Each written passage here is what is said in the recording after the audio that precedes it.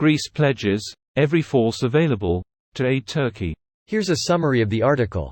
Greece's Prime Minister on Monday pledged to make every force available to aid historical rival Turkey after the neighboring country was hit by a deadly 7.8 magnitude earthquake. Kyriakos Mitsotakis told the cabinet that Ankara had already approved the dispatch of a Greek emergency rescue squad and that Athens was ready to send additional equipment, medical supplies, blankets, tents, depending on further Turkish requests. The powerful earthquake, felt in Turkey and in Syria, has killed nearly 1,800 people, leveled buildings and caused tremors felt as far away as Greenland. The Greek government spokesman said a C-130 military transport plane would likely depart on Monday for Turkey with rescuers and supplies. Despite decades of animosity and recent tension over migration and hydrocarbon exploration, Greece and Turkey have a long history of helping each other in earthquakes.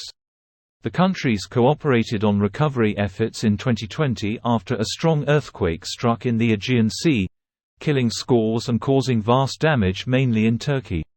Kyriakos Mitsotakis told the cabinet that Ankara had already approved the dispatch of a Greek emergency rescue squad and that Athens was ready to send additional equipment. This post received a score of 33,000, with an upvote ratio of 95%. Here are the top comments in response to this article.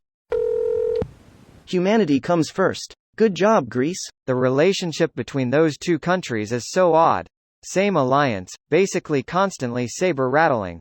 Head over to Till. Greece and Turkey have a no-matter-what earthquake assistance alliance. Yup. Saw that a couple of hours ago on Till. Think it's called their disaster diplomacy. Both agreeing to set aside any dispute to render aid if either country suffers a quake. I hope in my heart this will become a one-up type thing, though not hoping for more quakes. Oh, you sent us life-saving medicine last time? We will send you twice as much. IIRC. There was an episode of MASH where they had Greek and Turkish soldiers in the camp at the same time. At first they were practically at each other's throats, but when more wounded arrived it became a contest of who could donate the most blood. Now that's how you do a measuring contest. Unless you're Peggy Hill. We are like old uncles fighting over the inheritance. And yet when it comes to disasters like this, they stop every rivalry they had for a moment. Because fighting wars is done between politically motivated individuals. Disaster relief is a species-level imperative. Enemies may still be enemies, but there's a call for a higher purpose at beck, and failing to meet that call is a failure of humanity in of itself. Let me introduce you to a little concept called climate change. Difference is that most people can comprehend an earthquake or a flood, an easy-to-follow causality chain from disaster to people dying.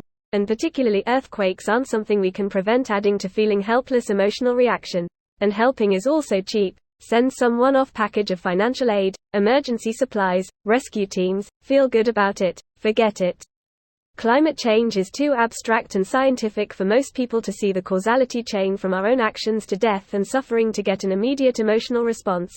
Digging up oil, driving around in an SUV, exploiting the environment for fun and profit is rather incentivized and not like going further than Hitler ever did by gassing the whole planet.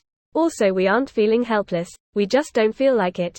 It requires long-term investment and fundamental changes. We can't just throw money at it, feel good, and continue with business as usual.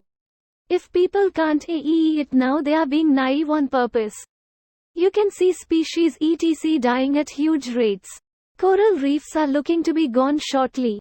Entire species of trees in areas, like Alexa, are dying. We are about to lose the most popular bean of coffee, Arabica, within the next 5 to 10 years. The taste is already different. The list goes on and on. The massive uptick of hurricanes is a pretty big, hard to notice one. This video was automatically created by Reddit to speech. The article and comments in this video were selected from Reddit according to their upvotes, and any paraphrasing was performed by smmry.com, without any human intervention.